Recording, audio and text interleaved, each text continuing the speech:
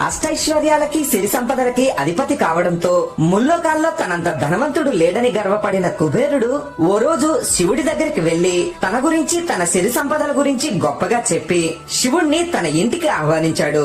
కుబేరుడిలో గర్వాన్ని పొగరుని గమనించిన శివుడు వినాయకుణ్ణి కుబేరుడి వెంట పంపించాడు. కుబేరుడి ఇంటికి వెళ్లిన వినాయకుడికి కూడా తన సిరి సంపదల గురించి గొప్పగా చెప్పి కుబేరుడు వినాయకుడికి ఆహారాన్ని వడ్డించాడు.